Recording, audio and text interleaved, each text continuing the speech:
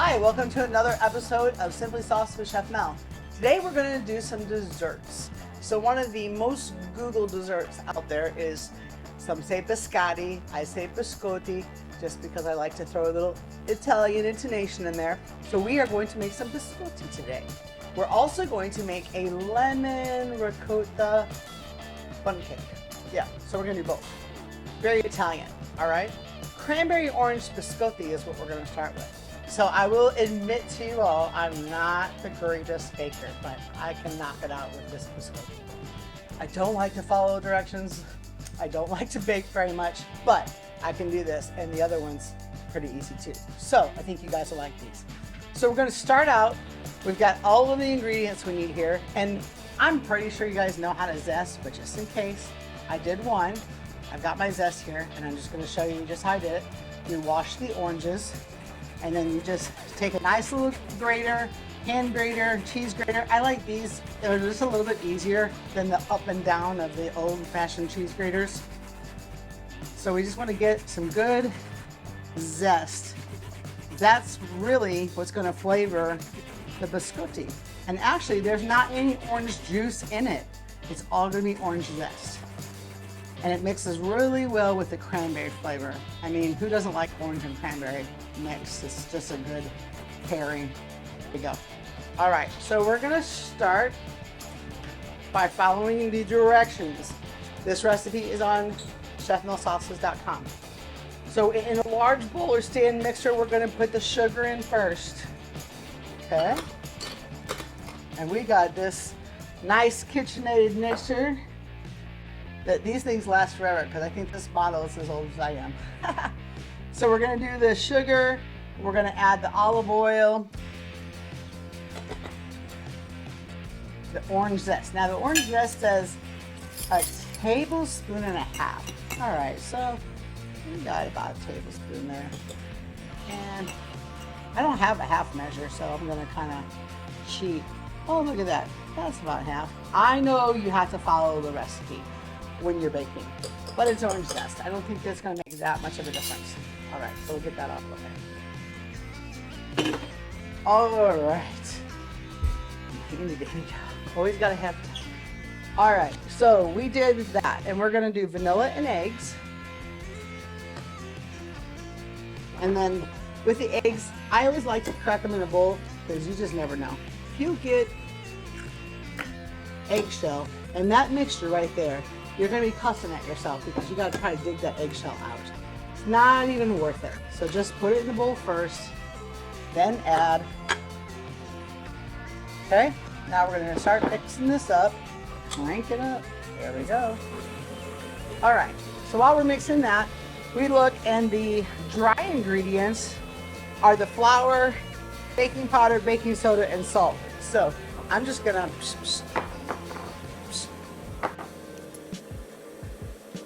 I try to help myself.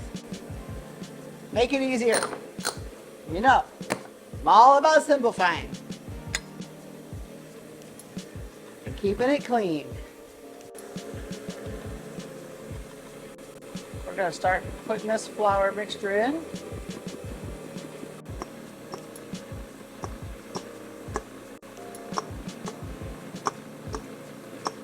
And we're going to let that blend for a minute or two. So while I do that, grab a couple more things, and I'll be back in just a minute. All right, looking good. So, gonna get this batter.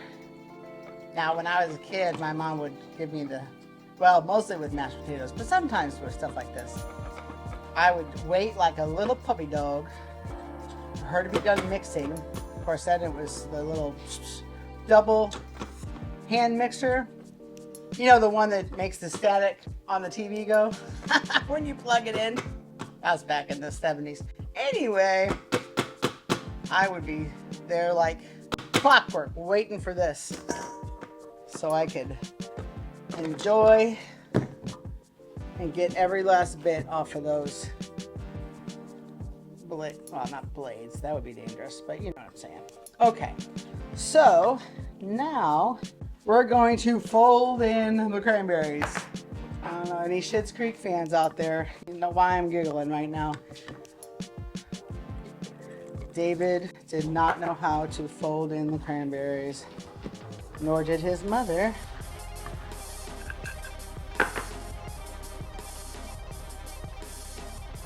All right, so folding in the rest of the cranberries, and then in just a minute, I'm gonna get this all out and we're going to get it going so we can bake it. And the thing about biscotti is you bake it first in a log, and then you bring it out and you let it cool just a little bit, and then you slice that log like a loaf of bread, and then you cook those pieces.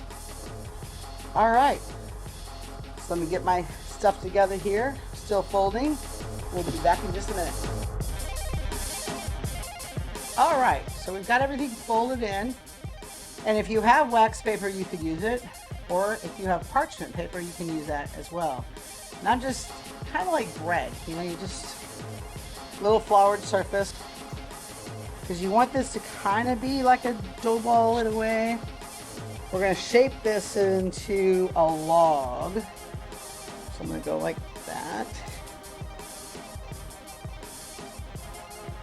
I think I got every last bit of this. All right.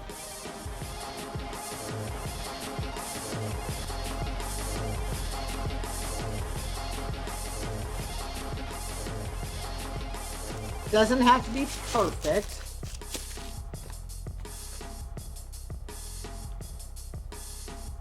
Because there's something about things being homemade, handmade, that, you know, does not have the perfection level there.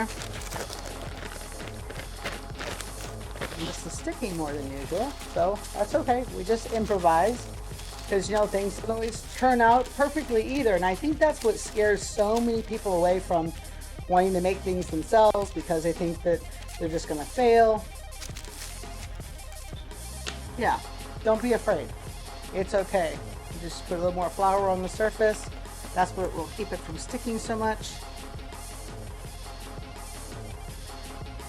So some people might have given up by now, but not giving up. So what I've done, and you know, we've all been talking about how it depends on where you are, weather-wise, it depends on altitude, all kinds of things. So sometimes baking can really be a pain. And it could really, it can deter you, and you just have to be able to roll with it. Okay, so that's my advice, because like I said before, I'm not the biggest lover of baking, but I'm telling you, this biscotti recipe is worth every ounce of work I just put into this. So we're going to now transfer this over, hopefully, to, yep, here we go. Oh yeah, and then you got to do that to me. All right, no problem. No problem. We're going to shape this, and we're going to get this puppy in the oven. If I add too much more flour, I think it's going to dry it out too much, so I don't want to do that. I would think that it would be more wet in St. Louis with the humidity, but maybe not. All right, so per the recipe, it says to do like a 10 by 3 or so. I'm trying to shape this up a little bit. All right, now I'm a complete mess. I'm gonna put this in at 350. We're gonna cook this for about 25 minutes. While I'm doing that, I'm gonna clean up a little bit here, and then I'm gonna show you how to make a lemon ricotta bundt cake. We'll be right back. All right, so we've got the biscotti in the oven, and now we're going to do a lemon ricotta bundt cake. I picked that because lemons are so popular in Italy, and ricotta is a nice Sicilian treat. It's used all over in Italy too. All right, so we'll get this ricotta opened. Oh, and you know, I just can't get containers open anymore. I don't know if it's just me. Am I just getting old or impatient, or are they making everything different? I don't know. But just have to improvise. That's what I'm doing. All right, so I've got butter that's nice and soft. Been letting that one sit out, so that will be nice and easy for the creaming of the butter and the sugar. All right, so we'll do that first. All right, and meanwhile, we're gonna look at this recipe. The next step is the ricotta. I'm not gonna make a huge mess. I already made a big enough mess with those cookies, so I'm gonna just do this. And this is 15 ounces of ricotta, which is what it called for, and most of the time, that's the size containers that it comes in. So that's convenient, isn't it? All right, now it says to blend until light and fluffy, about 5 minutes. All right, so we'll do that. In the meantime, we'll get everything else ready. So, we're gonna be doing the eggs in the bowl again, but for some reason, this recipe says to do one at a time. So we'll do that. And I wanna tell you about this pan. So I never really did bundt cakes. And I actually had to borrow this pan from my niece, Kristen, thank you very much. And I practiced making this last week and it was delicious. So like, I wanna do this all the time. So I learned a little trick from my wife, and that is to take the butter that comes in that nice little wax paper. It has butter on it still. That's what you use to get in the grooves and grease this pan. Then you throw the flour in there, kind of shake it off. You have a perfectly greased and floured bundt cake pan. So thanks for those tips and tricks. All right, so we're gonna let that fluff up a little bit. We're gonna add the eggs one at a time. So we'll get that ready. Not really sure why one at a time, but I've also learned not to question the recipes so much. Maybe a little bit, but you know, I try not to question authority. Of course, I wish I would have gotten that message much earlier in my life. Could have saved my mom a lot of phone calls. Sorry, Mom. All right, and here comes the next one. And no shells. Just scraping the sides a little bit. Get it all in there. All right, so last egg. Then we're gonna toss in or mix in the vanilla, the lemon juice. And you know, for purposes of quickness and doing this show, everything is pre-measured, but I highly recommend doing this yourself. Because when you measure just a little bit at a time, it's kind of a pain and you don't remember what you did. At least I don't. So measure ahead of time, dirty up a few extra dishes, it's worth it. Lemon zest. All right, so that's mixing up well. And then I'm supposed to whisk this stuff together. All right, we're gonna whisk the flour and the baking soda and a little bit of salt and my little baby whisk. Isn't that cute? All right. And then we're going to incorporate dry ingredients. My mother would be so proud of me for following directions. All right. Whip it up, get everything incorporated, flour flying everywhere. It's gonna be a Lucille Ball episode in a minute. Nah, it's incorporating well. All right, we're gonna turn that off, drop that down. This is a big whisk. There we go. There we go. Yeah, that's much better.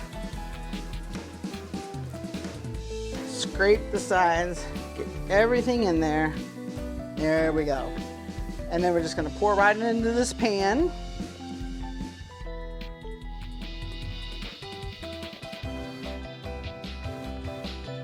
And this cake is very moist, very rich.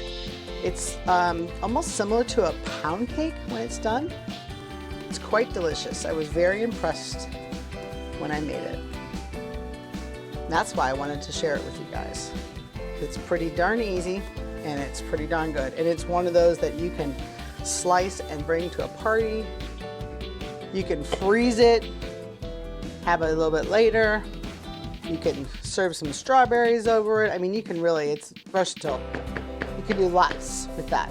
Okay, so we are going to bake this for about 40 minutes. I'm not gonna make this stick around that long. So we're gonna do this while we're on a break. We'll be back. Next step is we'll cut those cookies. We'll just kind of keep going back and forth until both desserts are completed. All right, see you in a bit. All right, so look what we have here. It turned out this is the Biscotti loaf. Now we're gonna cut this at an angle. And the width, you don't want to go too thick, but you don't want to go too thin because it will all just break apart. That's a little thick. A good sharp knife will make your life easier.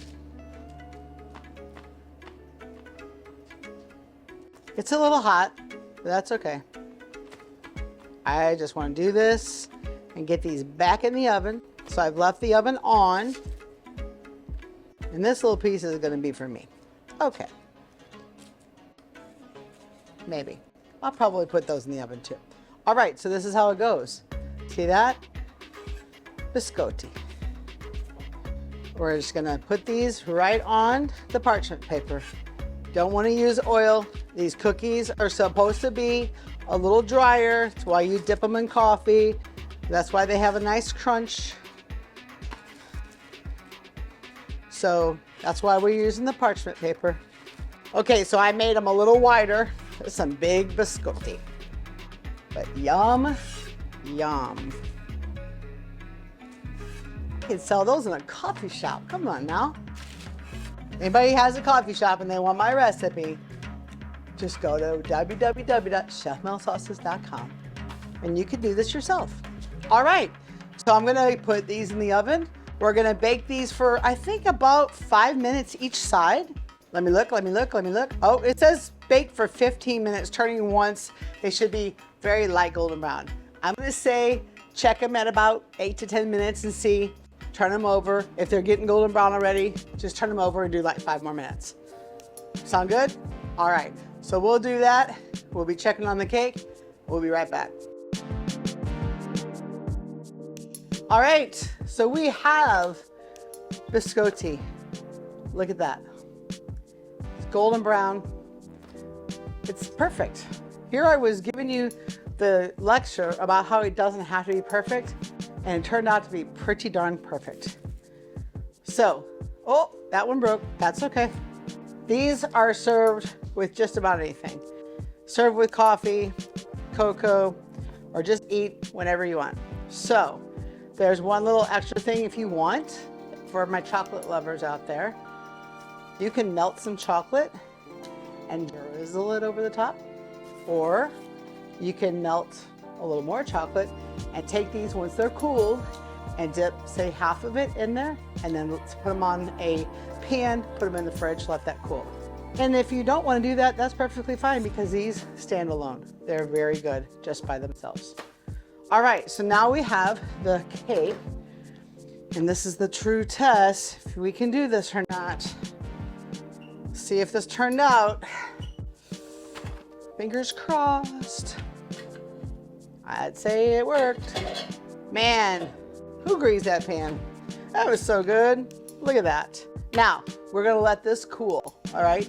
We're gonna make a little bit of a icing to go on top. So while we let this cool, we're gonna let you guys take a break and we'll be right back. All right, so we've got our wonderful biscotti. Now we're gonna make a little glaze for this cake. This is the lemon ricotta bundt cake. And the recipe calls for, I think it's about a cup of this. I don't have quite a cup in here, but we're just gonna see. This is fresh squeezed lemon juice. So we use the lemons that we zested and a few more. So we try to cool the cake a little bit. Ideally, you wanna let it cool for a little bit longer than we did, but see, and I need a little bit more, so let's just pour some more in there. Making a mess, always making a mess. Man, that was a lot of lemon juice. This is gonna be a lot of glaze. So this is all it is. Lemon juice, powdered sugar. You know, if you wanted a glaze, now that I think about it,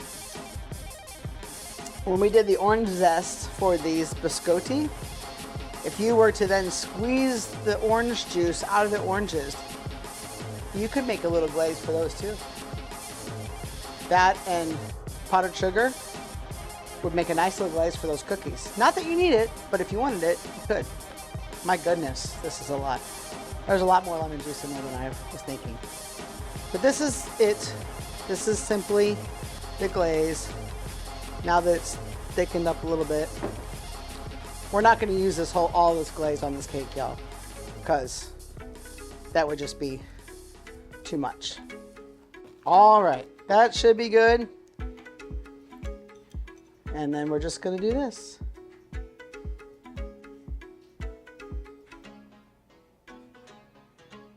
And that's it. Then you can chill that. You can serve it warm, you can serve it chilled. Either way, it's delicious. So thanks guys for watching. It was my pleasure baking for you today.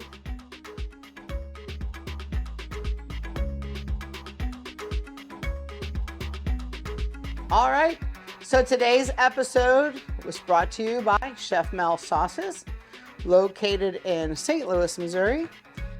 We are in several stores throughout Missouri and Illinois, and soon to grow outside of that region. There's some cake. Yum. If you haven't tried it already, I hope that you do. And we are online at www.chefmel'sauces.com. You can also follow me on Instagram at chefmel'STL. And again, it's been my pleasure, and mangia bene.